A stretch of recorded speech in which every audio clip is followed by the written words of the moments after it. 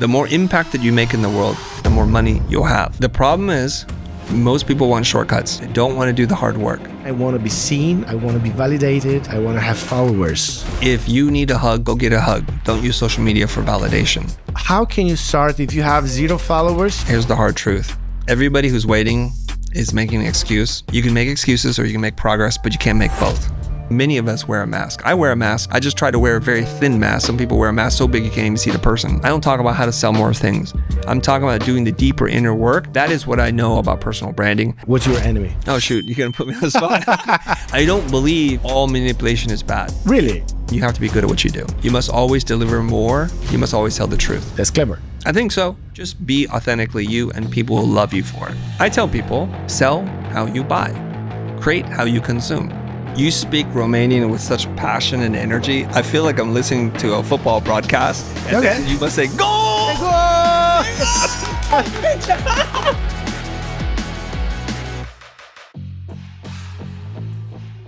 Omule, te salut, Dr. Mihail aici, un nou episod. După cum ai văzut, vorbim despre ce înseamnă să-ți găsești propria ta voce în această lume a social media, pentru că trăim cu adevărat un paradox. Pe de o parte avem atât de multe platforme pe care poți să te expui, poți să filmezi, avem camere pe fiecare telefon și parcă lumea este a ta. Cel puțin asta este promisiunea, pentru că unii dintre cei mai talentați oameni au un trag de a vorbi, au o rușine de a se expune, au o frică de a face primul pas. Și sper să putem să rezolvăm acest prim pas astăzi, pentru că invitatul meu de astăzi vine direct de pe scena FOMO, The Festival of Modern Owners, și este Creezi. El este designer premiat cu Emmy, este speaker internațional, este educator și fondatorul de Future, o platformă globală de educație pentru creativi și profesioniști independenți. Și este una dintre cele mai ascultate voci atunci când vine vorba de a-ți construi un brand sau a-ți reconstrui brandul sau în a-ți găsi propria voce. Așa că întrebarea mea de astăzi, dacă ar fi să rezum toată discuția la o singură întrebare, este cum îți găsești propria ta voce fără să te pierzi pe tine. Chris, welcome to BOABE de Cunoaștere. Thank you very much. Thank you for coming. I've been at your conference yesterday. It was great. I've learned a lot of things. But for the people that are seeing you for the first time here at our podcast, can you describe what are you doing today for the living? I guess I'm a full-time content creator right now, and I also do coaching. I create digital products that people can download and study and read and develop their personal brand or develop their business. Yeah, and before that, you were what were you doing? What was your job with brands and with all of these directions and changes of directions for the brands? I've done a couple things and my career has evolved. I started out working on commercials and music videos, and that spanned about 18 years. Somewhere along that way, I was teaching part-time at private art schools. And then in 2014, I started making content, and I made the big shift away from doing client work and just making content. How do you like it at FOMO? How do you like the festival? Festival is great. I know it's early days for them. That's their second production. I think it's very ambitious. It's exciting for me to be here, to experience the culture, the people, the food, the architecture, the history that's here. But what really surprised me about the audience is how warm and receptive they were. And it is very shocking. I've been through many parts of Europe doing talks and firesides, and this is one of the warmest receptions I've ever received. Really? And yes, as a public speaker, I work with energy. And so if I'm putting energy into the audience and they're stone face, you know that expression, stone face? Yeah. Yeah, and people don't give you any energy back, I will actually start yelling at them. Like, I'm not going to continue unless you guys want to engage with me. Really? Yeah, and I think about this a lot because I have opportunities to speak. And I often ask myself, what's the difference between a presenter where you watch on a video or one that's live on stage? Yeah. So if you literally just go through your talk and don't have a conversation with people, why aren't I just sitting in my bed watching this? Yeah. So I try to think about things that I can pull the audience into it and they can help shape the conversation. So I know there are certain points in the talk that are kind of set and there are parts that are very flexible. Mm-hmm. But that requires them to participate. And there's a little bit of danger. Like, we don't know where it's going to go. Yeah, exactly. Somebody can say anything. I think that if I were an audience member, get a little bit more excited versus, oh, here he's going to say this. Now he's going to say that. Yeah, but you see, you told me that you were walking on the street in Bucharest, Yes. and nobody was smiling, right? But then you have them in the room, a big room in the hall, and they are interacting. So I think that this is one of this is a good description of how a lot of Romanians are interacting with social media. Like, they have a lot of things to say, they have expertise in different domains, and they are so they can explain you so well different stuff when you talk with them. But then when they have to talk with strangers, which is like Instagram, social media, you have to expose yourself there. They prefer to not do that, but they want to. Like, a lot of people are asking me, how can I start? Like young doctors, and all kind of professionals, like people that are making furniture, different kind of professionals. They want to be heard. Yeah, and they have to choose between paying somebody to show their work, like an influencer, or becoming good in their niche, finding their voice, and they're afraid. So for those people that are watching now, well, how let's make like a small guide. How can you start if you have 0 followers, you have no content creation experience, but you are good at something and you want to show it? How do you start? Okay, this is going to be a long and deep conversation. Okay. You interrupt, you ask follow-up if I'm not being clear. Okay. I want to express deep empathy for the people who are professionals, who are experts, who see relatively young people, sometimes good-looking people who are very charismatic, go on to social media and create this name for themselves. And you're sitting there thinking, they don't know anything, I know things, but no one's following me and no one's watching what I'm doing. So there's some frustration there. I've been on that journey myself. In the beginning, I was thinking social media is stupid.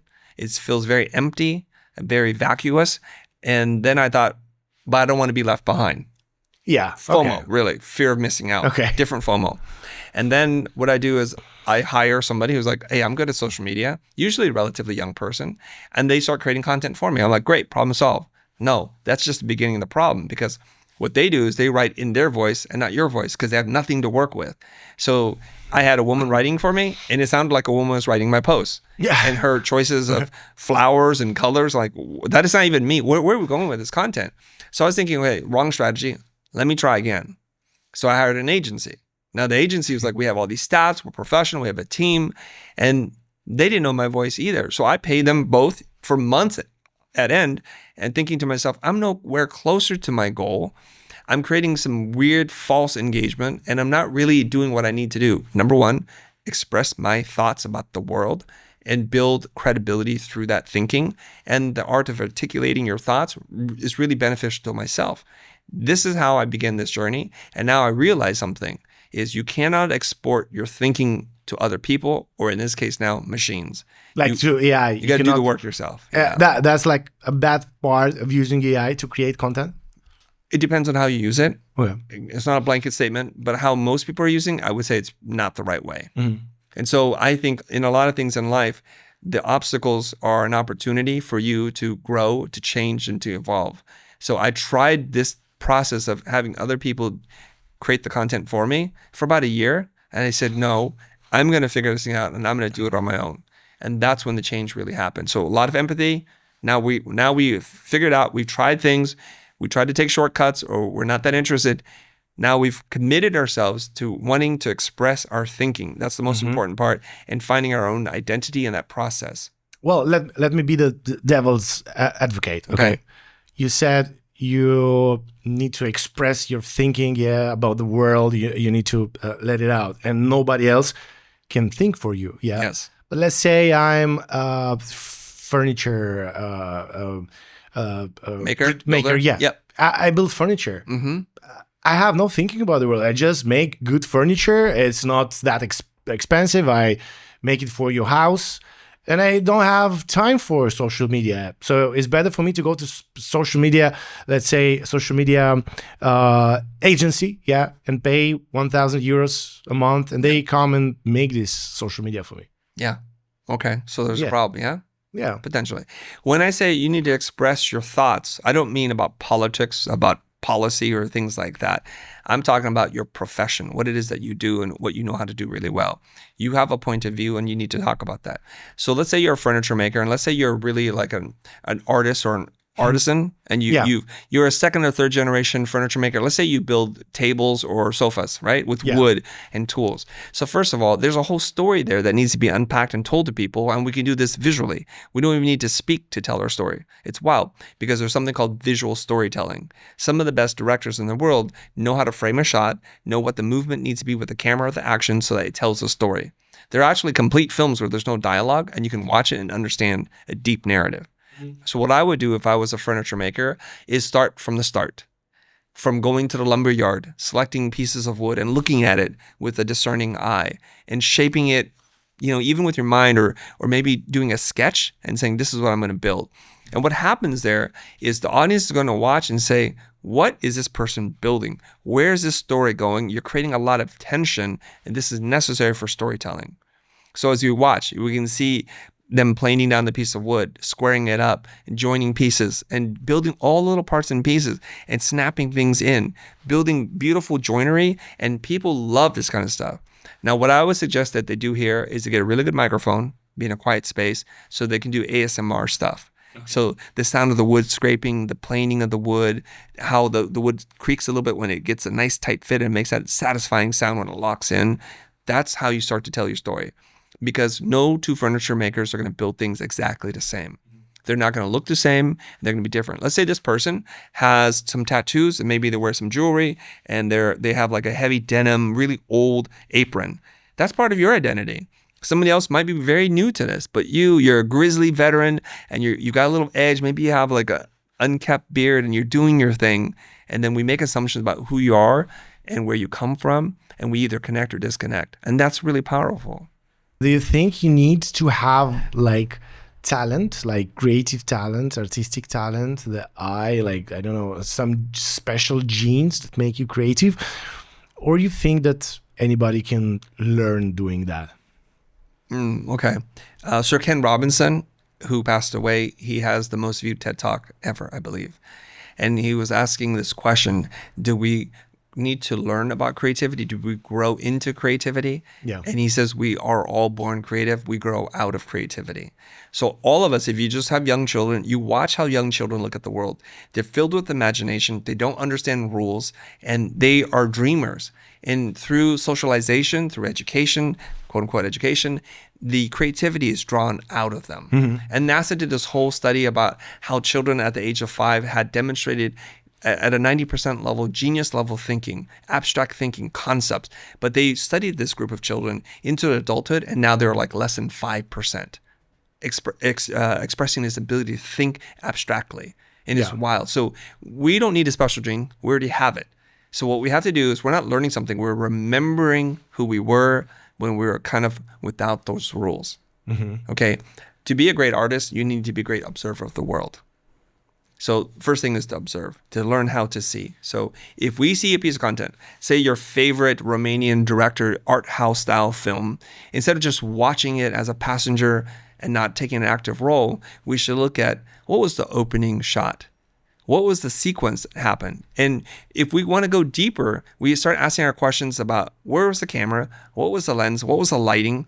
How did this movement motivate the action or the storyline? And we start to study. You go even deeper. We pull the clip down from the internet, we cut them apart, and we organize the shots, and we're like, oh, I see. What looked like 100 different shots was 4 master shots intercut in between each other.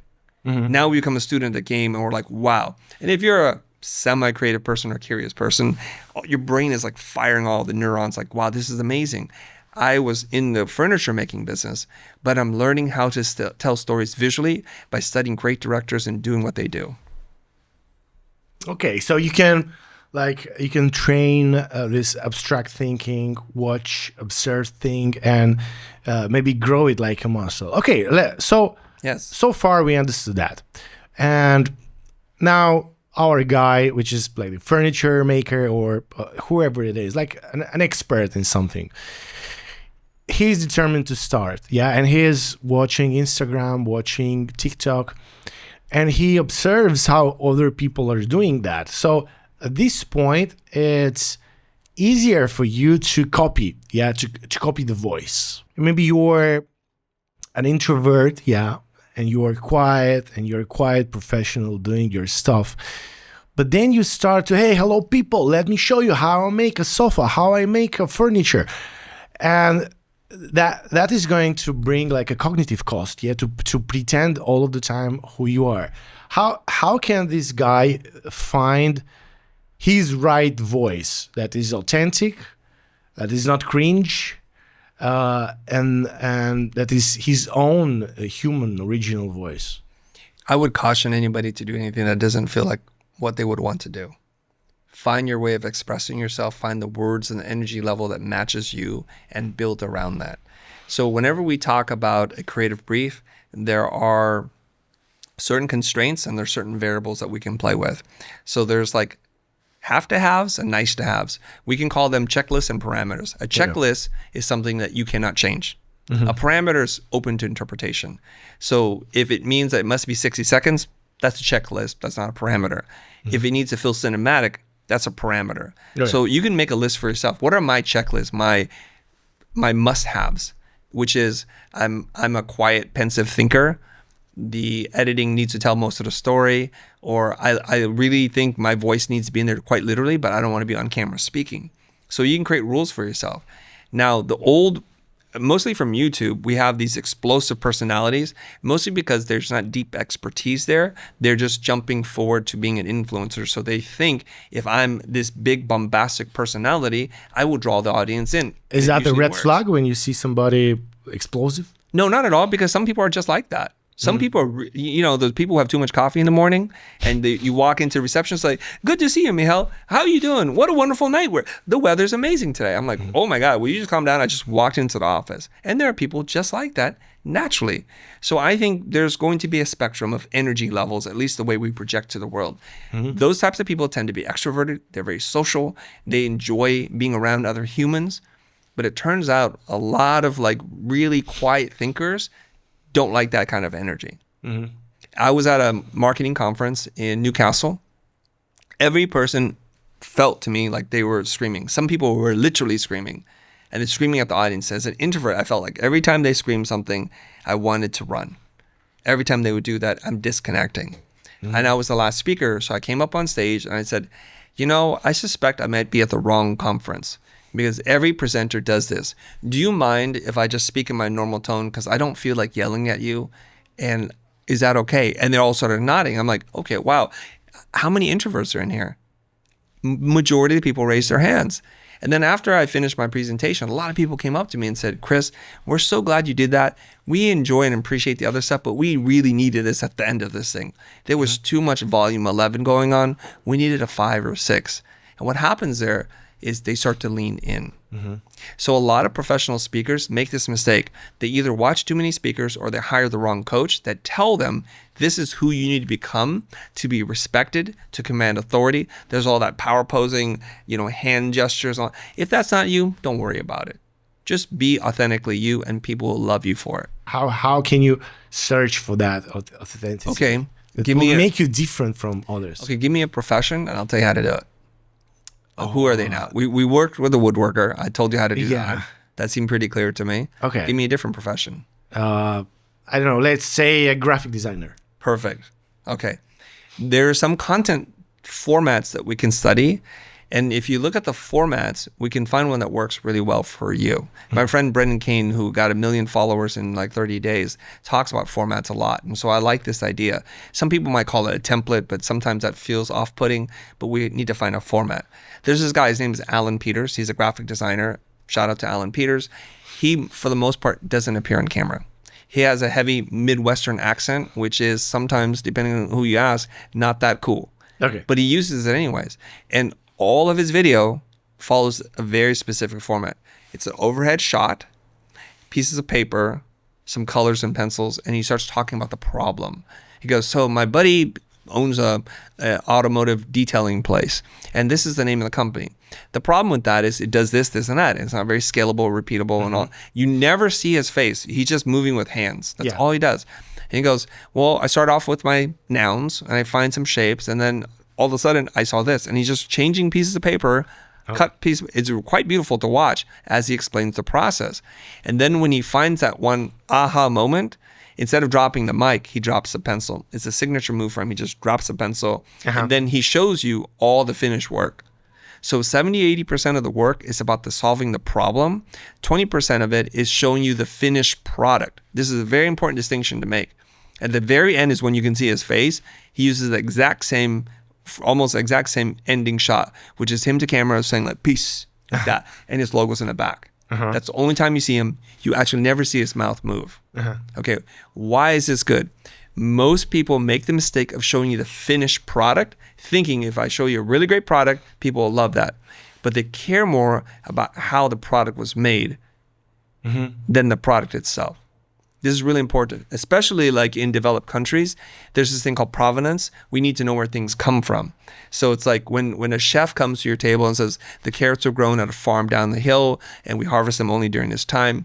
And we got the potatoes from this farm and Betty is the cow that we're eating today. And you're like seeing this meal.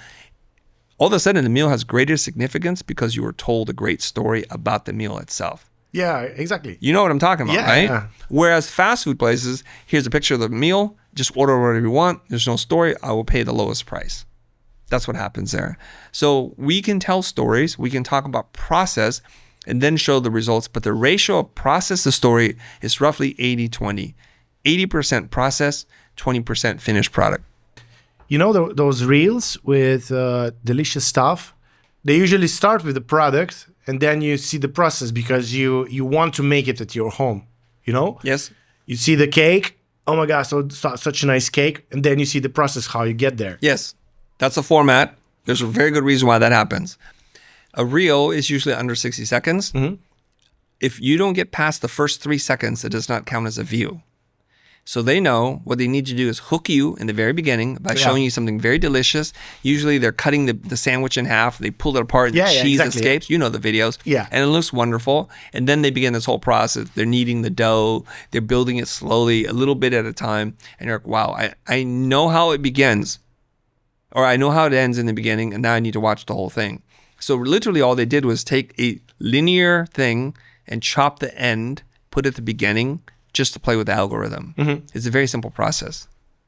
Okay, good. So now how can we make the difference between I want to serve people, I want to teach people something, I want to sell something, like professional reasons for my story, for my brand, should it be even a personal brand, and I want to be seen, I want to be validated, I want to have followers. And can one serve the other or not? I mean, can you go the wrong way if your main reasons are to be seen, to be validated? I would say that's trappings of social media. If you need a hug, go get a hug. Don't use social media for validation. If you need to find reasons for your existence, don't go to social media. Don't export your feelings and self-worth to strangers on the internet and become a victim to the algorithm. That's a dangerous place to be. I believe social media was made for something. It was made for self-expression, to find out who you're supposed to be in this lifetime and to become that person. The benefit of it is you will be loved, you'll be validated, and you'll get opportunities. But if you do it for that reason, it generally doesn't work out. The classic way to look at this is if you talk to somebody young, late teens, early 20s, and you say, what do you want in life? And they're like, I want to be rich. I want to make a lot of money. That's not really an idea. That's an outcome. So I think money is a scorecard based on impact. The more impact that you make in the world, the more money you'll have. I want to look at life that way. I know it's not always the case because people do inherit money.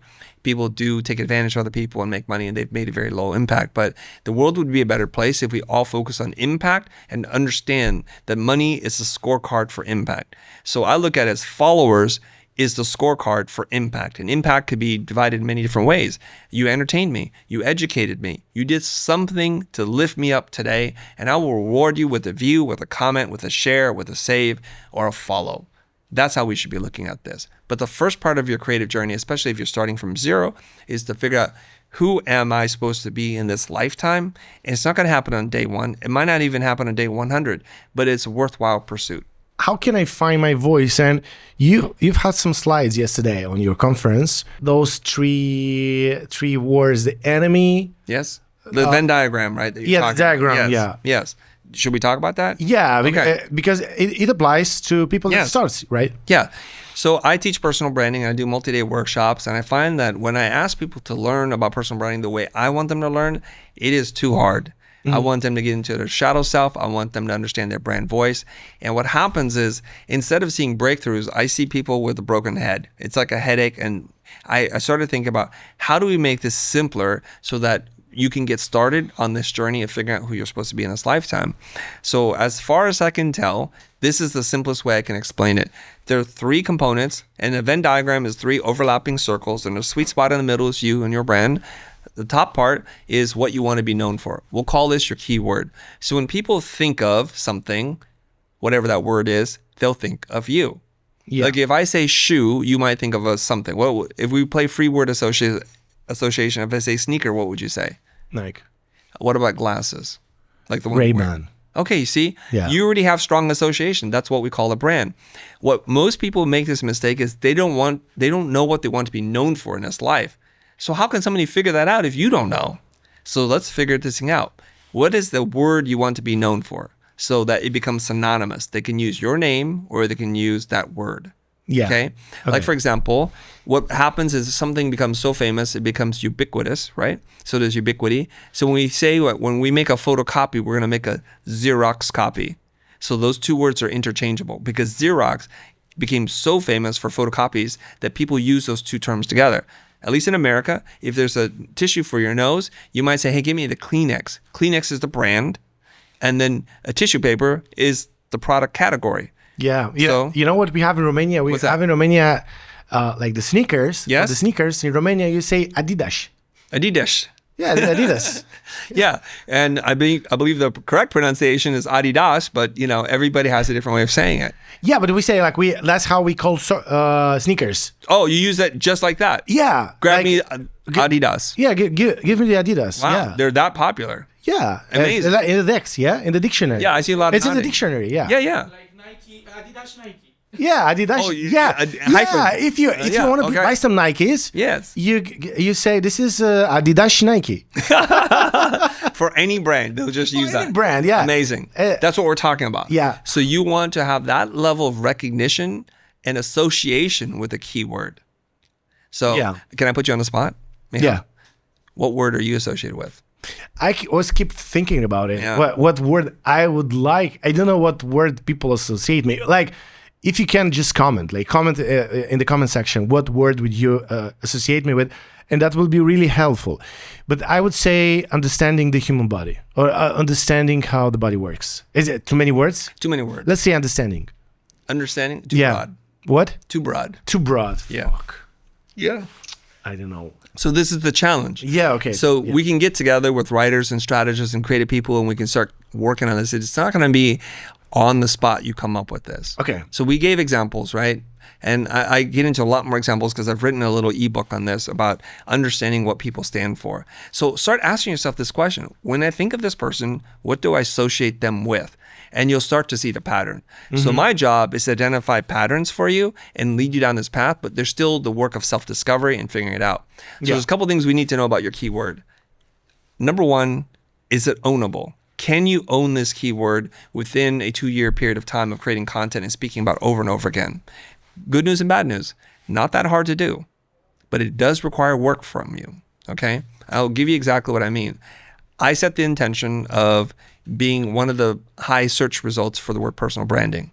And that was just a couple of years ago. So every piece of content, it's about personal branding. I use the hashtags I talk about over and over and over again. And hopefully when you type into Instagram, I should be on the first page of the answer. Okay. How do I also know? Because the artificial engine, AI robots are scraping the internet for content and trying to understand. So hopefully when you type into ChatGPT or Claude, hey, I want to learn from a personal branding expert, list 10 people that you think, my name should be there. So within a few short years of intentional work, if you think personal branding, I hope you think about me. Now there's a sub word I want to be known for, which is unbland. Because to me, that explains everything. because my point of view in the world is the key to you building a strong personal brand or brand period is to be different, to be anti-boring. Yeah. Okay. So a doctor may be a key word. But is it too broad? Yeah. Like when you type Google in Romania, in a Google Romania, you say doctor, one of the 10 things that are going to come are going to be probably Dr. Mihail. Depends what you searched for. Because you're high on the search index. Yeah, probably. Yeah. Okay, too broad. But what give me like example of words that could be associated with. Well, the example we gave was Bryan Johnson, and his word is aging reversal. Yeah. Exactly, yeah. Or something like that. So it's like, that's a really broad thing, but it's specific enough. So it's a really weird thing where it has to be broad, but specific. Yeah, okay. You follow? Yeah. It takes some time to work through. And I have some good news at the end of this process, right? So now you know your keyword, what you want to be associated So that's the first circle of the diagram. Yes, the top keyword. Yes, your keyword, what you want to be known for, okay? It has to be ownable. And if it's not, then we have problems. Now, people will say something like, I want to be known for peace. Now, unless you're at the org or government level, that's such a big idea. And if you don't have the resources, it's going to be very hard for you to do. Okay. So that's just a pipe dream. Okay. Unless you're like Elon Musk, Bill Gates, or someone who's got incredible resources, or Richard Branson, someone who's got that kind of political and financial clout, it's going to be really difficult. Okay. So it's better for you to go a little bit more narrow and to own that. Now, the opposite side of this is I want to be known for this. And the opposite side is your enemy. Okay, the opposite side. So the second circle is your enemy. Yes. Okay. The enemy is, I'll phrase it this way. What are you on a mission to rid the world of? Something that really bothers you. Yeah. It could just be like bad pasta. It doesn't have to be a person or organization. It could just be an idea. So some people, I don't know why, they don't like pineapple on pizza. So for some people, and they're very passionate about this, like it's sacrilegious for some people if you put pineapple on a pizza. I think it's delicious, sue me, whatever, right? So that's what they want to be against. You got to find something that you're very passionate about that you want to right that ship, right? Because it's going the wrong direction for you. Yeah. And they play off these two things. Back to Bryan Johnson, his keyword is longevity or anti-aging or something like that. Well, naturally, then his enemy has to be dying or death. They play off each other. So they're on the opposite ends. Okay? Make sense so far? Yeah. Okay. The last one is a phrase. We can call it a call to action, call to arms, a slogan, a tagline. It doesn't really matter. It's a short 3 to 5 word phrase. Slogan, Yeah, slogan that unites the two ideas. So it brings those two ideas together. So Bryan Johnson, his phrase might be don't die. Yeah. So it brings in the enemy, death. Yeah. And what he feels about it. So oftentimes your slogan or call to action or arms or rallying cry, it has a strong verb. It's a command, like don't do this, always do this. Okay? Yeah. Yes, it's usually like that because then people can rally together to say, we believe what you believe. And this is important. So this is the triangle. Now, like many of these Venn diagrams, they have to be in balance. Oftentimes one of the 3 things or sometimes 2 of the 3 things really weak or not ownable. So I find that once you figure out one, the other 2 become a little bit clear and they have to be adjusted. It's like the game of rock, paper, scissors. Nothing beats everything, but they kind of work together as a system. Well, how can this work be done for somebody that doesn't know his keyword, his enemy, his slogan, or maybe he feels them, but he didn't articulate them in this way? Yes. How can this work be done? Okay, I have good news for you. A robot's been built to do this. And I built such robot. So if you give the robot a short description of who you are, your customers, you tell it enough about you. I'm a doctor. I live in Bucharest. Like any AI or one specifically trained by me. So you have one. I have one. Because I've developed this and I'm like, okay, help me figure this thing out. And so all you need to do is tell it a little bit about you. You tell it your 3 words. It'll give you a score from 1 to 10. It's not a kind grader. Very, very, very few people score more than 5 the first try. Okay. It analyzes. It tells you why your words are weak or too muddy or not clear enough, whatever. Because one thing that the LLMs, the large language models, are good at is language. Yeah. It understands nuanced meaning of words really, really well, better than most people, unless you are a professor of English or something, right? Yeah. And then it makes suggestions about where you might want to go. It'll ask you questions for clarity, and it'll make some suggestions about what your 3 words might be. And they might not be perfect, and it'll give that a score, right? So then you could say, that's amazing, perfect, and it very rarely is perfect, but you can keep working with it. A couple passes in, you might get to an 8.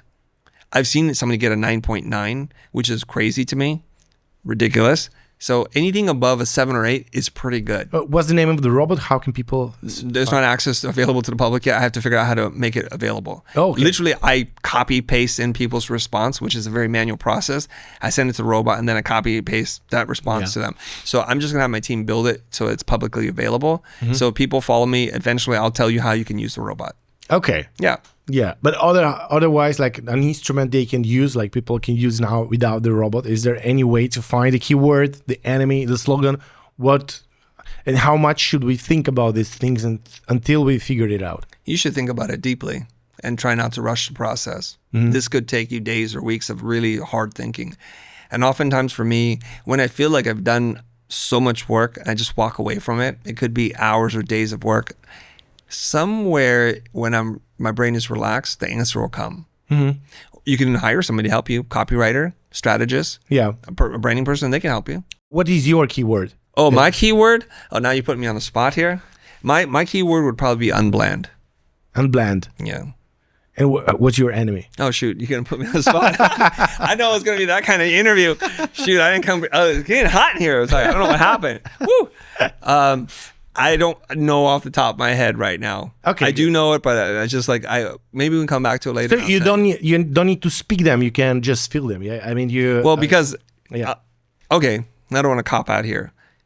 I do what I do. It feels very natural to me, and it becomes very clear to people. Then naturally people are like, how'd you come up with this? I'm like, well, I didn't really use this method. That's my question. Like, I mean, if you talk about Bryan Johnson and his keyword is age reversal, his enemy is death, and his slogan is don't die. Yes.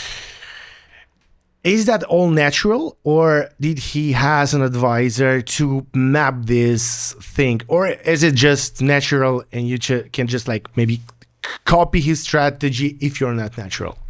I don't know for a fact, but I believe it's organic. It's organic. It's organic because he's a rich guy. I don't know how much money he has, but some people say $1 billion, some people say hundreds of millions, but I know he's really obsessed with this idea of age reversal. So his chronological age, I think, is 45 or something like that, and his biological age, based on all the metrics which can be measured, is going the other direction. Yeah. So I think he's in his mid-30s now, according to his biology. Looks like a vampire to me, but hey, whatever makes you happy. So he eats certain things. He's having a lot of experimental procedures done, blood work, all kinds of stuff, in excess of $1 million, so that he doesn't age prematurely. He wants to go the opposite direction. It seems like he is doing this with taking supplements, with doing exercise, eating superfoods, those kinds of things. He's doing everything he can to be younger. And he's pretty funny. He has a lot of jokes. And he's very, let's say, mature about what he's doing, because he's like he's speaking the truth, saying like, look, I don't know what these supplements are going to do. Yep. They're not tested. Yep. They can kill me. Yep. He's sure he is going to be like a bus is going to run over him. That's how he's going to die. So probably he's natural, he's organic, right? I mean, there's very little that's natural about him, but his brand is quite organic. It grew from a passion and interest, because what are two things you can count in life? There are only 2 guarantees in life. Do you know what the 2 guarantees are? You know what they are. What? Taxes. Taxes and death, yeah. So he's probably not going to avoid taxes, but he's trying to cheat death. And the reason why is because he has the money and the means and the interest. So when you have all the money in the world, you're like, okay, now what do I want to do? Well, it'd be nice if I don't die.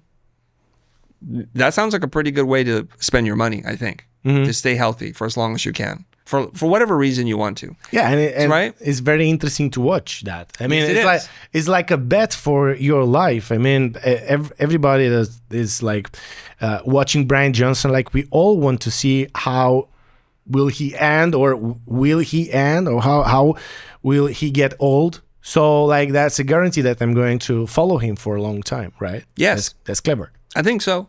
And what's real interesting is he is, and it's arguable if he is, the tip of the spear of a movement, of an idea. And he's beginning something, and he's putting his money where his mouth is. He's doing biohacking.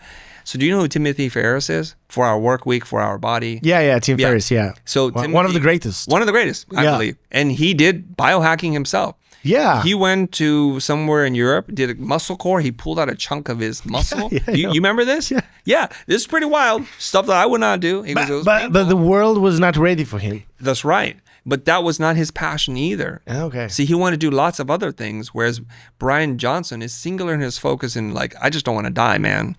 And if you're interested in learning about what I'm doing, I will report back to you what I find. All of it is an experiment. I think he even took white blood cells from his son, which a lot of people think is quite unethical. So he's doing some form of blood doping or something like that. But he's like, it was not worth it. Clearly, my son is not meant to keep me alive longer, right? Yeah. But he tried it. And I think some of it was designed, maybe not organically, to get that attention-grabbing headline. Yeah. Like, I took my son's blood and this is how it worked. You know, he'll do stuff like that. And that's just being smart at creating content. Because you have to say things that people become really interested in or they want to fight you. That's how you know your content is working. So here is, he's doing this thing and he has a conference. What is his conference called? Do you know? Bryan Johnson? Yeah. I don't know. Don't Die. Yeah, Don't Die, yeah. All the answers He are has there. a movie also. I think he's doing all kinds of weird stuff. Yeah. So he's like, welcome to the Don't Die conference. Yeah. Now it becomes a brand. Mm-hmm. Right? Yeah. So death and aging reversal. And I don't think he's sitting around on a whiteboard with a team of strategists like, Bryan, here's our triangle. He's not. Right? He's not. No, I don't think he is. But it's nerds like me who look at this and like, what is the relationship between how he's presenting himself? Because he kind of vaulted out of anonymity in a very short period of time. 5-10 years ago, nobody even knew who he was. Now, when you say Bryan Johnson, everybody knows who he is. And he's often referred to as the most measured man on the internet. Yeah. Right? Because he spends so much money taking all the vitals and the stats. It's quite powerful stuff. Yeah, but about Tim Ferriss, like Tim Ferriss was doing the same stuff, but the world was not prepared for that. And then he shifted his mindset because he's like, there was a point, he said, okay, I got all of this performance, all of these companies doing a lot of money. I wrote the books. I just want to chill now. Yeah. I just want to be human. I want to chill. I don't want big stats. And by the way, he has a house here nearby in Brasov. Oh. Yeah, he has a house here. I saw him on the street once, walking in Brasov. Yeah, I didn't approach him. I left him in his intimacy. So he's just living his life now. Yep. He's human. And in this world when everybody is rushing to make the views, make performance, make the followers, do you think we're going to see businesses that don't follow this trend, that are like anti-trend, like are not don't want to go there, they're just offline? Will it be cooler to be offline, to be just human with human interaction, come to our shop to see stuff that we have? Yes, but I don't think those ideas are in conflict at all. Mm-hmm. Now, if I'm just making a guess here, so if you really know who Timothy Ferriss is and what he's done, I believe he did exactly what he was supposed to do. If we just look behind the curtain, we can see the plan. It's quite clear. Tim, as far as I know, makes a lot of money selling books and everything that happens around his books and his ecosystem and his brand. Yeah. So he says, well, what would be interesting? What if I went on a year-long experiment for human optimization by doing biohacking? Because I'm going to write the book. Yeah. And I'm going to produce the video. So it's a very smart media play. If you think about it, it's like, I'm at a product. How do I get people excited about the product? I have to make content. I have to make a documentary film. I have to make live streams or whatever I'm going to do. And I'm going to document this. I'm going to use myself as the subject matter. So once the book is written and it sells what it's going to sell, his interest is gone. And that's why he's not known for this, even though I think he was ahead of Bryan Johnson. But Bryan Johnson's mission is not to write a book.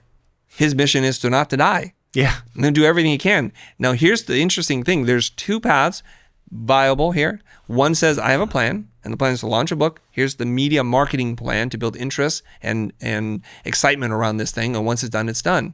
The other person is like, I'm really fascinated. I have all this money, and money can't buy you love, and maybe it can't buy you more life, or maybe it can. I want to experiment with this. And because it's so exciting to lots of people, he can write a book.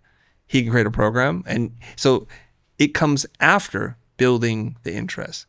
Yeah, okay. Right? Does that make sense? Yeah, Yes. different paths and for the same goal. Maybe similar results. Who knows? Yeah. Look, here's the point where I want to ask you a question. I think you're the right person to answer that, because I saw your view about things yesterday at the conference at FOMO, and you were talking about cheap things, about stealing from big designers, the stuff that Zara, H&M, and IKEA and businesses like that are doing, and selling stuff that has no value. And you've talked about luxury things that you see them differently now, that they have value, there's like precious, they mean something to you. So, this is a question about the marketing, because I have this feeling, being in or watching many marketing conferences, that at a point, some marketing lessons are lessons about lies and how to manipulate people. I mean, some coaches are simply like telling you how to create a need in order to sell your product, I've assisted at lessons about marketing. They're like, and there's no shame about talking that. He's just saying, look, you have a bunch of guys. They don't need your product. So you have to make them feel they are miserable without your product. Yep. And in order to be cool, to be good, to be valuable, they have to buy your product, even though they don't need your product. Here is my lesson in 5 steps to make them think they want your product in order to make money. How did we get to this point when a lot of marketing is about that? Or am I wrong about thinking that? Well, you're right and you're wrong. Okay. It's not all right or wrong, so let's get into it. Yeah. You asked a very complex, compounded question with many potential ramifications. So let's unpack this and let's thread this needle, if we will. Yeah, let's go. Okay, let's go. All right. First of all, what is marketing? Marketing is designed to sell more products, period. It's neither good or bad. It just depends on what we're using it for. Okay. So, for example, if there's a campaign to clean up the city or anti-graffiti, I notice there's a lot of graffiti around here. I think it's such a shame, people tagging up these beautiful buildings, right? Why are they doing this? So if you're head of the city commerce, chamber of commerce or something, like, hey, how do we solve this problem? And you put brilliant minds together and they think about it and they do something, that's a good way to manipulate people, to change thinking. I'll give you an example. The American Dental Association, I think in the 1900s, people had horrible oral hygiene. Yeah. Right? Horrible. Cavities, rotting teeth, and all that stuff. And so, like, how do we get people to brush their teeth? Because people are not brushing their teeth. And so the marketers and advertisers figured out this thing where they came up with a simple test. I'm sure you know what it means. Are your teeth squeaky clean? Do this test. Take your finger, rub it on your teeth. Does it make that ee sound? If it is, it means it's clean. Yeah. Otherwise, it's full of plaque or things that have caked on your teeth. And so because of this now, we often say, many decades after the campaign has started, oral hygiene is much better. People's health are better. They're living longer. Their breath hopefully smells better. But the idea is now we think of our teeth. Is it squeaky clean or not? Right? We can do a little self-check. That's a wonderful way to manipulate people. Yeah, this is good examples of marketing. Yeah. Yes. And there are, unfortunately, a lot more bad examples of marketing. And when marketing gets into total manipulation, it could be called propaganda. So there's things for public good, and there's propaganda, which is lies designed to manipulate people. We can live in that spectrum. Okay. So each person decides what is ethical and what isn't. And then we, as the receiver of such messages, determine authentic or inauthentic. Are we being manipulated? Now, I don't believe all manipulation is bad. And I know this is controversial for people to hear.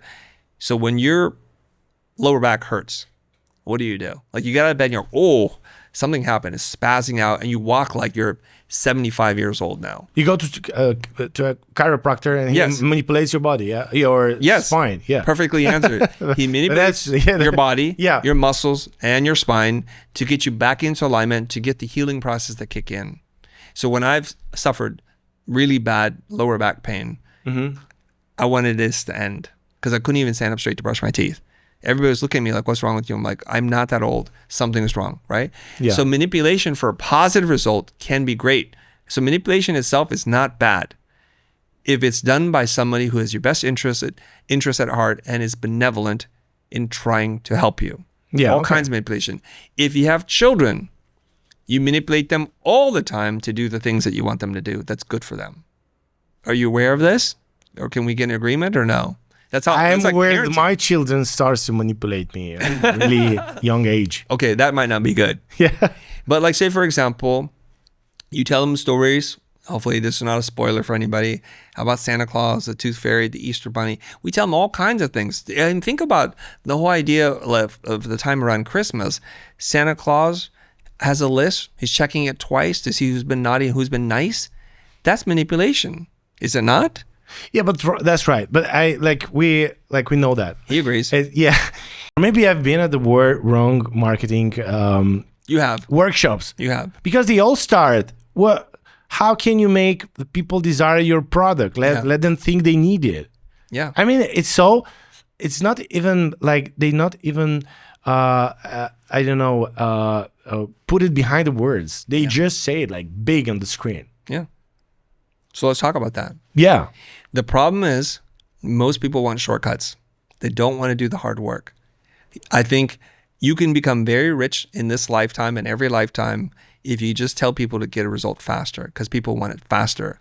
That's why there's fast food, fast fashion, fast culture, fast cars. Everything's just faster and faster is what we want, right? We want instant noodles, instant everything, instant coffee. It's not better. We know this, but we want to be doing something else with our time. We're always seeming to be in a rush to do something.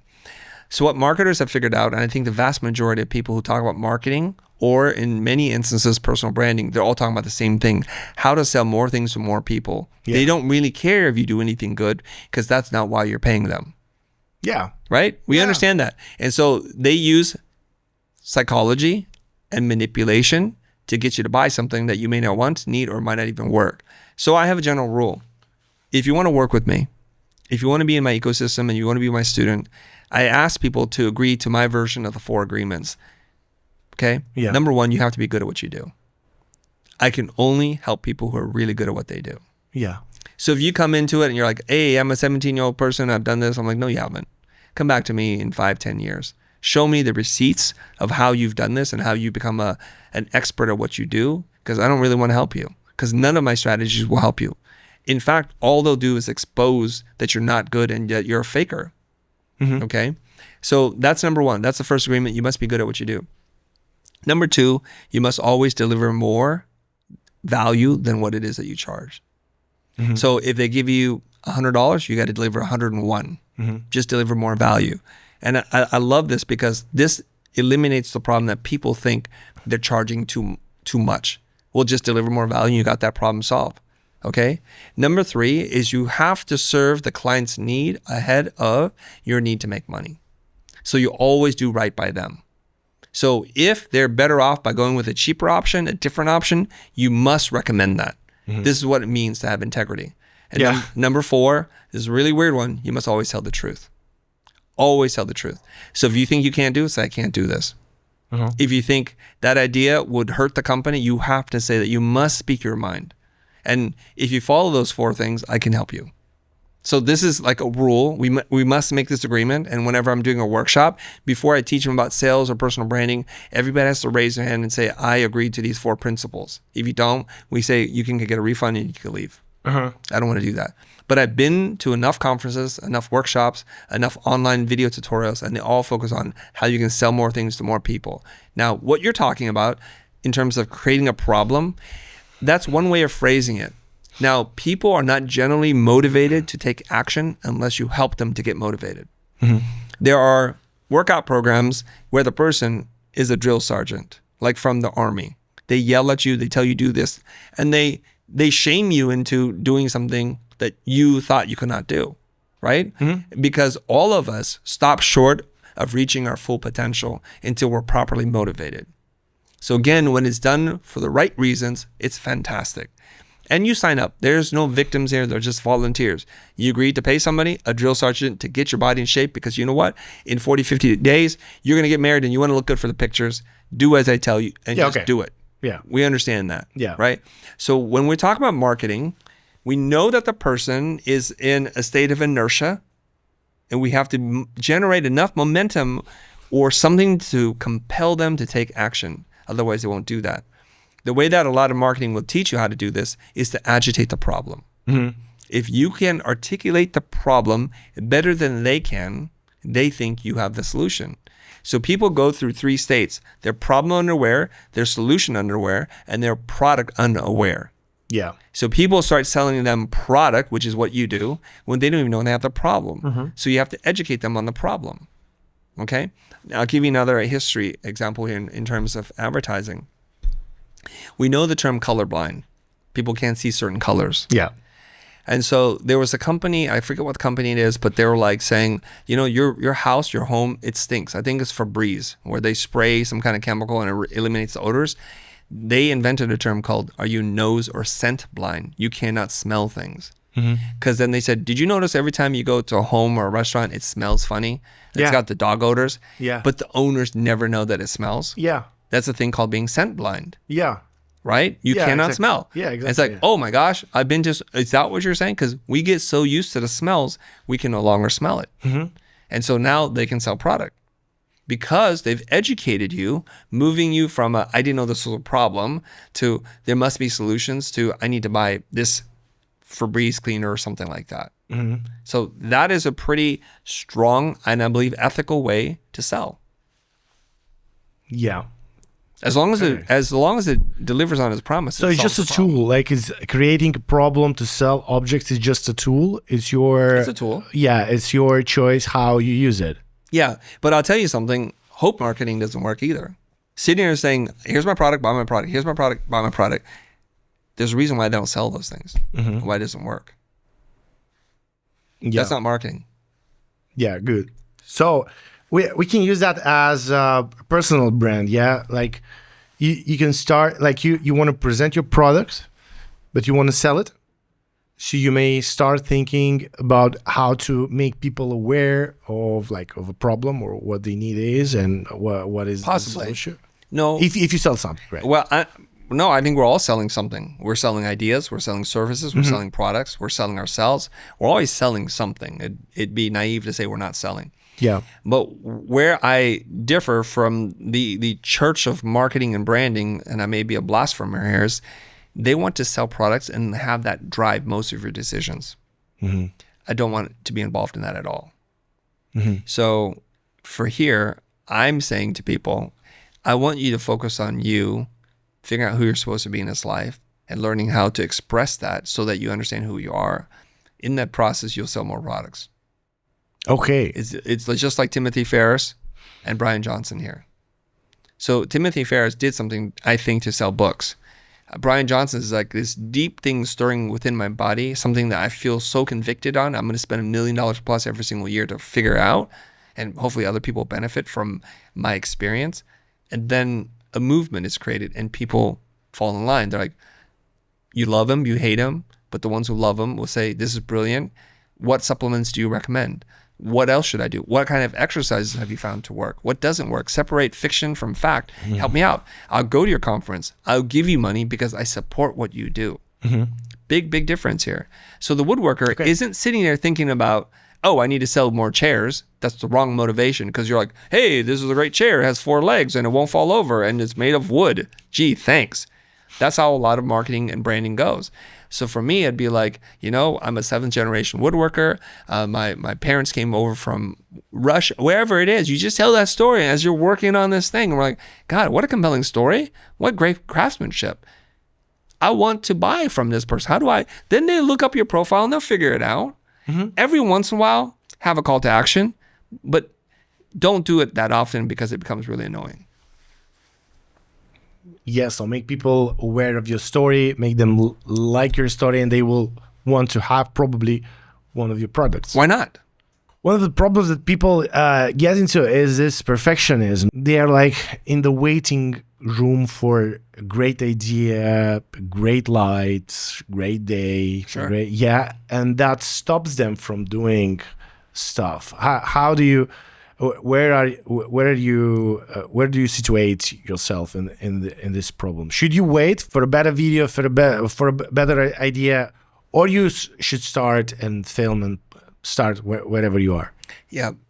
One thing that I talked about during my keynote is my brand voice is hard truths gently told. Yeah. Here's the hard truth. Everybody who's waiting is making an excuse, and it's just a way to avoid the work. It's an avoidance strategy to say, I'm not ready. I don't have anything to say. No one will show up. I don't have the right light, the camera. It's all excuses. My business coach used to tell me this. You can make excuses or you can make progress, but you can't make both. Mm-hmm. So if the excuses feel great to you and your progress feels great to you, don't change anything. It's fine. And so when we say like, oh my gosh, I need a new light or a new camera and I need the latest XYZ and I'm saving up money to do that, that's just an excuse for you not to do the work. I don't think it's anybody's, like, this is not a revelation. Mr. Beast is the biggest content creator on YouTube, maybe the biggest content creator ever. He has hundreds of millions of subscribers or followers. The kid started out with his iPhone he didn't have, I don't know what he did, but he did it with the lowest tech thing that he could. And his videos, they look like trash. Yeah. But they have tens of millions of views per video. Why is that? Because he's mastered the game of telling a story to get people to be interested in what he wants to talk about. He's done really well for himself, obviously. And so we're just waiting for an excuse, like the right time. Oh, the light's wrong. And I know why. Because we don't want to do this, because this doesn't feel like fun. We tell ourselves a story like, this is stupid, I don't want to do this. And so when we record a video, our body translates that into something.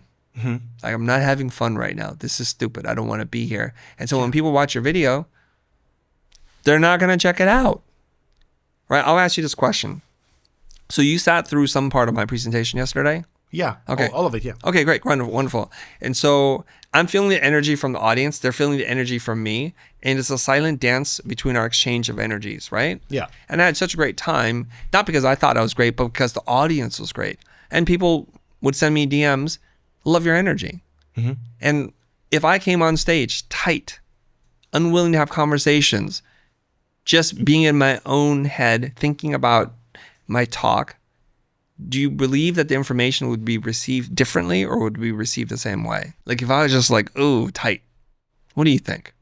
It would be different, but I would like to tell you that I loved yesterday that in the beginning of the show, you was a little bit nervous. Yeah. Right? Yeah. You were, and you were honest about it. Yeah. And you started by saying that you're an introvert. And also you said that you have the slides for neurodivergent people. We have a vlog about that, but people don't really know what is that in Romania. Right. And I really appreciated that. I mean, I felt connected to you because you were honest with your emotions on the stage. Mm-hmm. And then you catch them and you were vulnerable. Yeah, on the stage, and that made I think that made the connection. You know, okay, this is fantastic. You were not wearing the mask. Like, come on, people, who is here with me? Bucharest, hello, mulțumesc. That was not that kind of stuff. You know, it was more like a honest guy with his own emotions to share here and to us to have something to learn from that. So that was making the connection, and you were open from the beginning. Yeah, that was nice, and that bring a lot of connection. Yeah, on stage. Okay, you answered that question in a way that I could not have predicted, and I love that you said this. So this, I believe you're making my case for me. Okay, maybe my word isn't personal branding or unbland. It's just the true, authentic, unvarnished yourself. Yeah. Okay, and the opposite of that is masking. Mm-hmm. Okay, and many of us wear a mask. I wear a mask. I just try to wear a very thin mask. Some people wear a mask so big you can't even see the person. So one of the things I've learned, and if you follow me, the 4 agreements is always tell the truth. Yeah. So part of that is if I'm feeling weird, I'll tell you I'm feeling weird. If I'm aware that the room is really quiet, I'll just say this room is really quiet. I just say whatever's on my mind. And at first it felt really uncomfortable to do that because people are like, aren't they going to judge you poorly? That's fine. Judge me poorly. I don't really care. Mm-hmm. So I've moved beyond caring. And the funny thing is, the less I care, the more they care. It's really weird. So I walk on stage and I say, hey, I've got 227 slides, deal with it. Because people groan. People are like, oh my God, that's too much.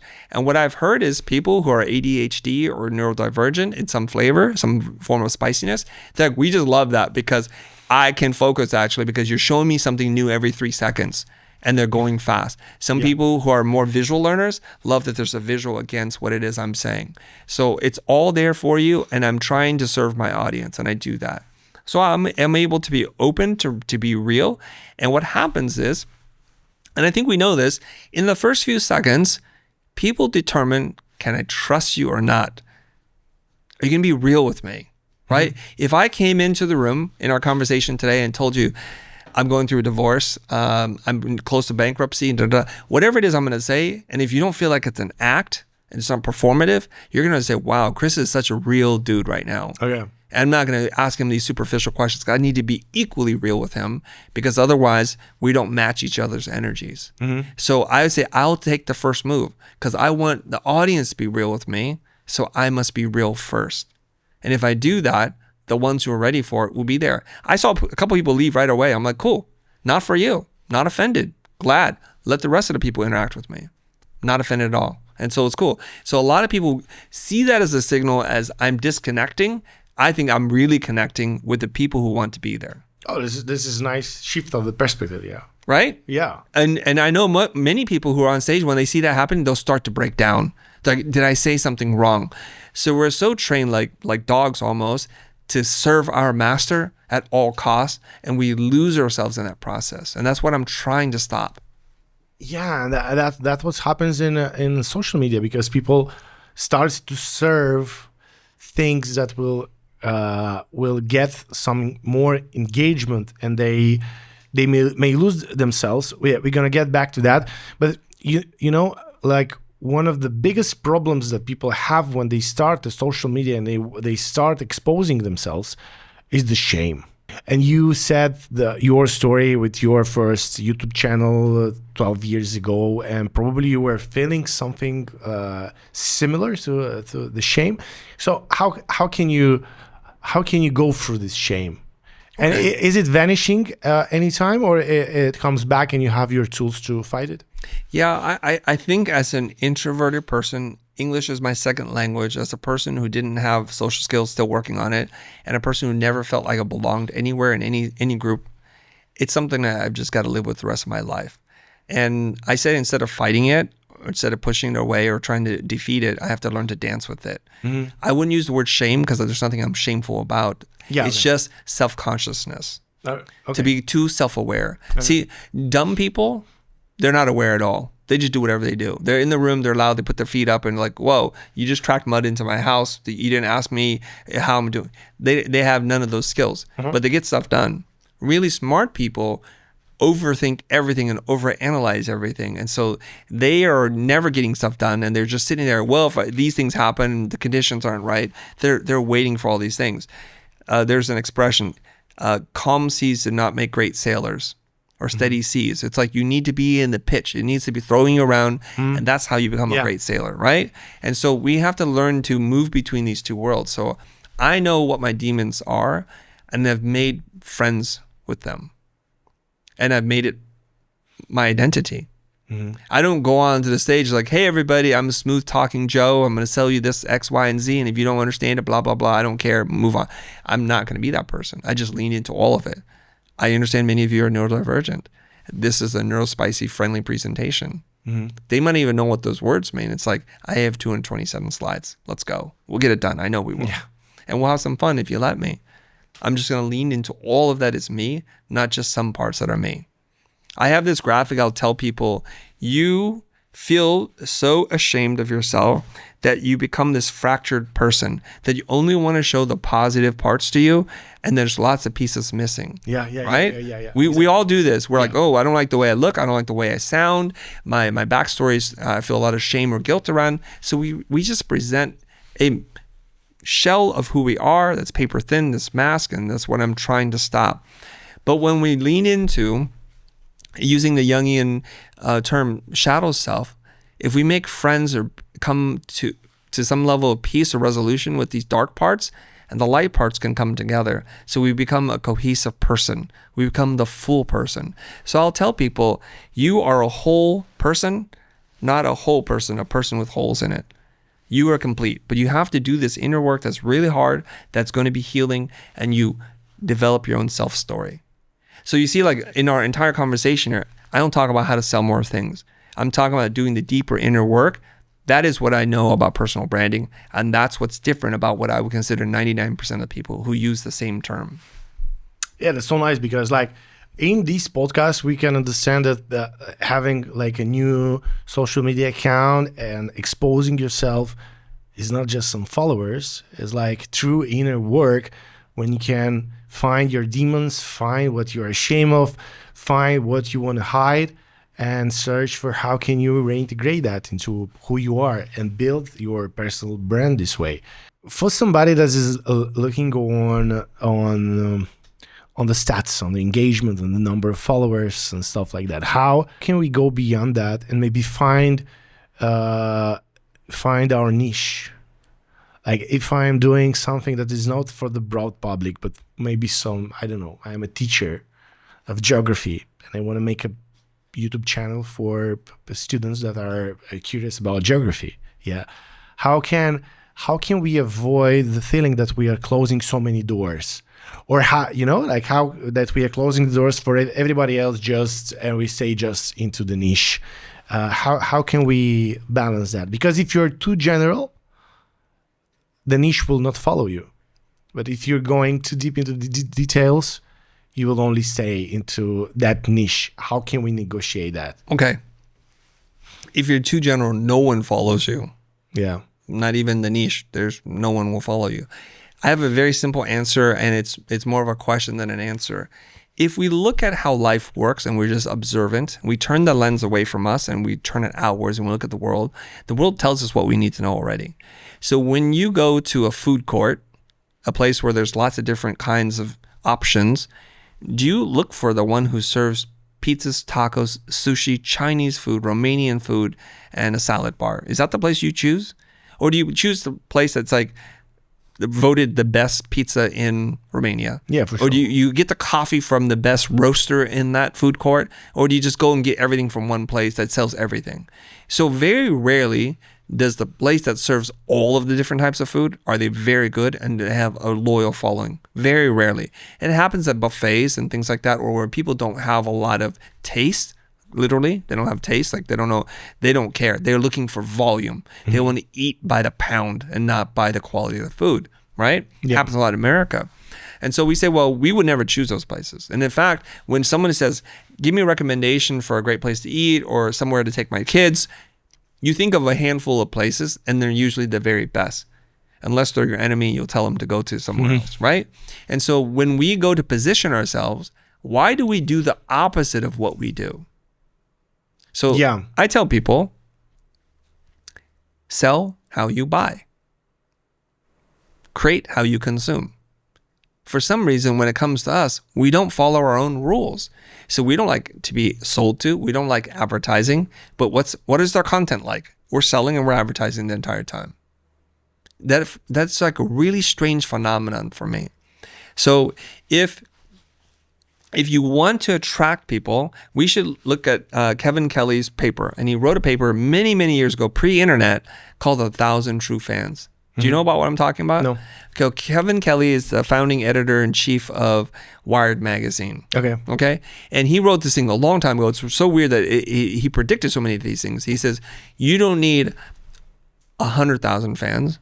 You don't need 10,000 fans. You need 1,000 true fans. And he makes this measurement. What is a true fan? Someone who's willing to spend $100 with you a year.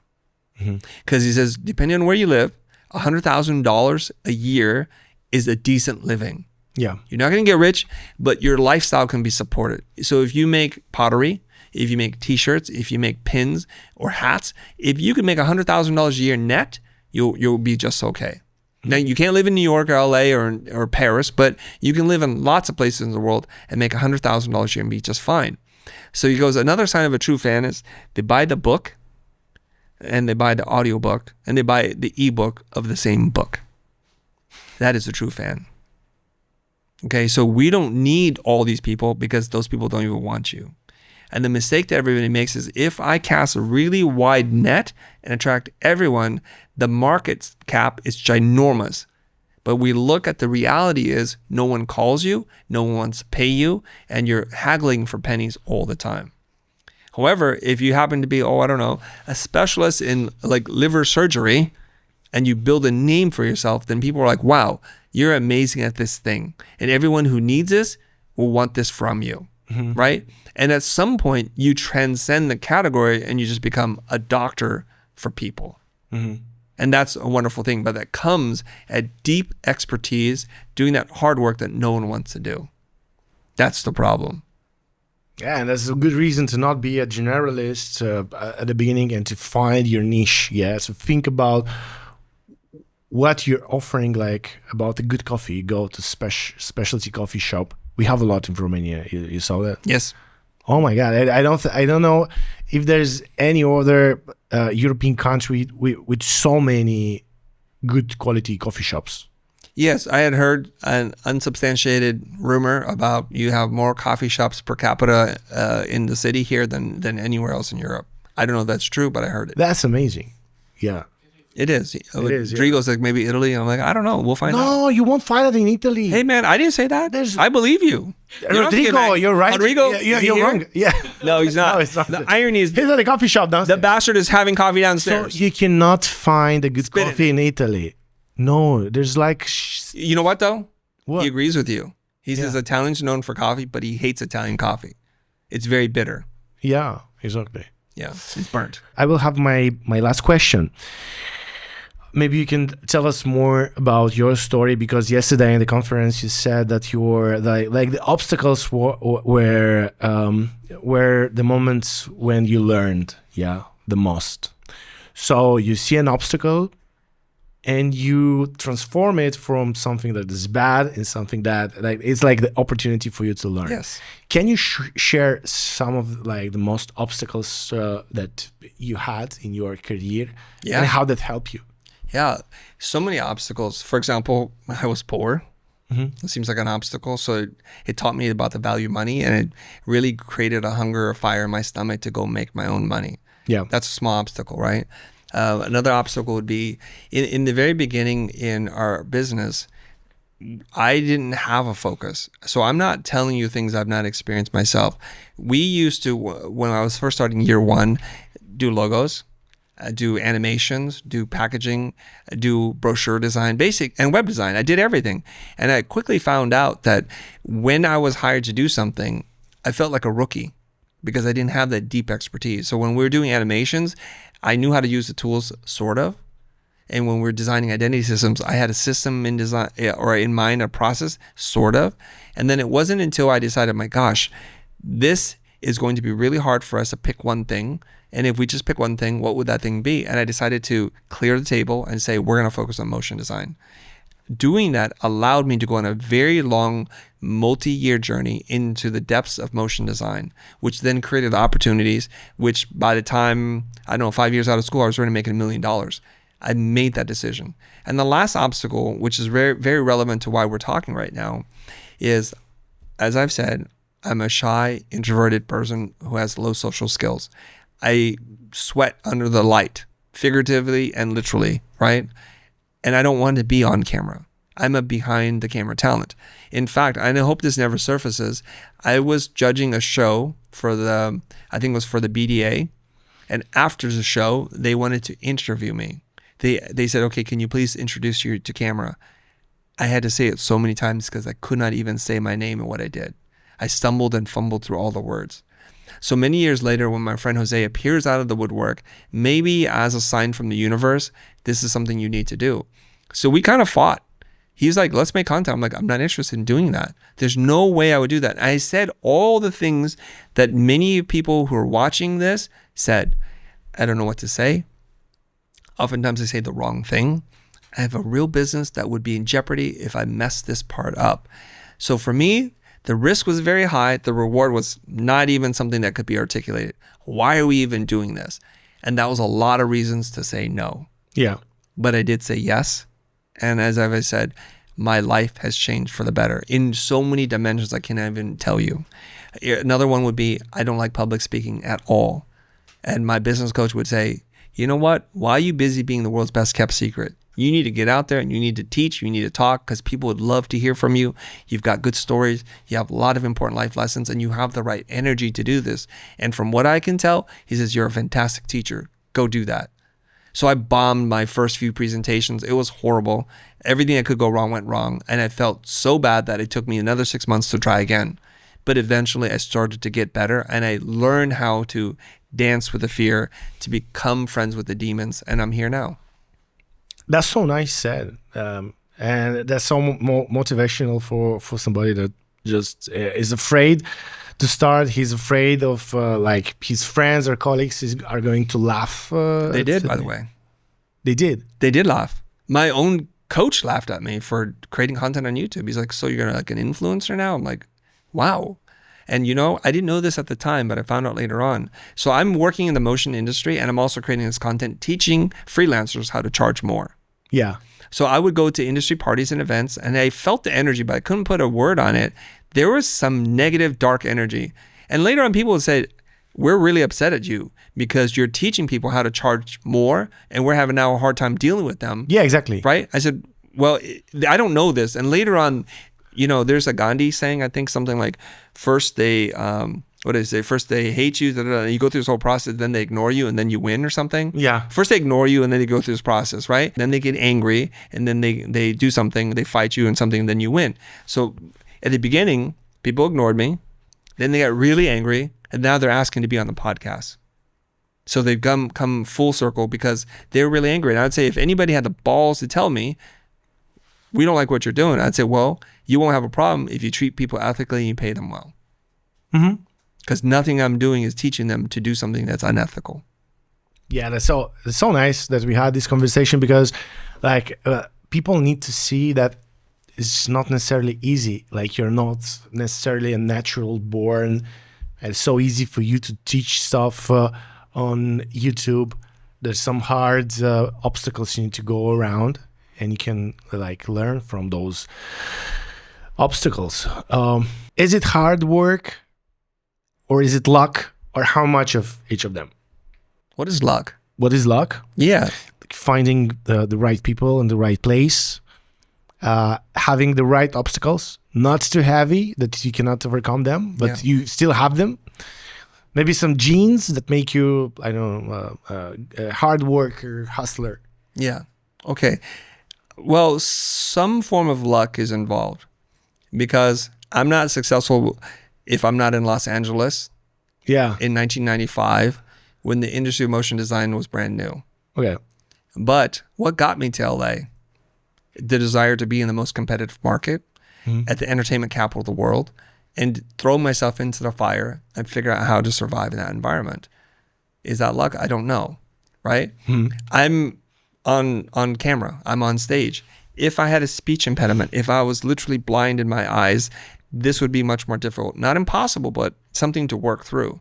So there are certain things that you're given, and it is my belief that each and every single one of us has been given at least one thing that makes us better than most people on this planet.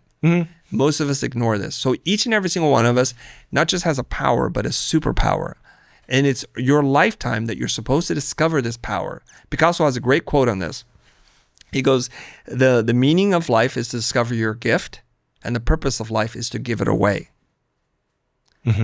I might have transposed those two. Okay. The meaning of life is to discover your gift, your superpower, the one or two things that you're really good at that you can do better than most people with very little effort. And then as all gifts are, they're not meant to be kept, they're meant to be given. So you must now give away this gift. Yeah. Okay. Most people don't know what their gift is. They didn't even know that they had a gift. So part of my message is to help you realize you have a gift. And then once you discover that gift, you must share it. So all this personal brand stuff isn't to sell stuff. It's about to find out who you are, to become the person you were meant to be. And when you do this, it's like all the roads organize themselves neatly for you and they're paved with gold. All you have to do is walk down it and life is amazing. And if you do this, I think what happens is the surface area of luck increases. And also because luck is a residue of hard work. So all those things put together make me a really lucky person. Such a nice answer. Oh my God. Such a nice, because we can leave the audience with this thought. What are you best at, right? What is your gift? And the meaning of life is to search for it. If you don't know what it is, that's not a problem. You at least know now that probably you have a gift, something you're best at. Let's go and search for that. Yes, and there's a technique to do this too, by the way. Whoa. There is. In this podcast or the next one? Some other podcasts. Yeah. But there really, it's like I'm not just throwing people to the wolves and saying, go figure it out, right? So you can figure it out. Now I'm going to answer the one question that you asked that I said, please come back to me later, because I needed time you put me in a spotlight there, which is, what is Chris's Venn diagram? Yes. So I just need a moment to think it through, okay? What I would probably say is it's very clear for me what my enemy is. You can call it masking or corporate mask, and just trying to be like the masses. So I like plays on words like a mask and masses. So we want to move towards that. We want to move the opposite towards that. So if I were to be known for something, I would say authenticity, but it's such a generic word. So I would say authentic personal brand. Okay. So that's what I want to be known for. When you think of authentic personal brand or people, I want you to think of me, Christo. Yeah. And lastly, the call to arms, the call to action is unbland yourself. Put some flavor into it. Mm-hmm. Now, we'll make a joke because we travel around Europe and everybody thinks their cuisine is great. It is not. I have a British friend. He was hanging out with us in LA. He's like eating his food. He's like, wow, this is really delicious. I said, you know why? We have this thing. It's called flavors. If you eat British food, it's very bland. Yeah. If you eat Polish food, it's very bland. Yeah. German food, bland. Okay. Okay? Yeah. So not all cultures have seasoning, but because we're aware of things, we can try and add things, spices, flavors, and seasoning. And that's why I think all of us, you might start out as steak and potatoes, you know, or cheese and potatoes. I get it. But you can add other things. You can add salt. You can add peppers. You can add vegetables. Heaven forbid you add vegetables to things. And you can have a lot of flavor. So nice.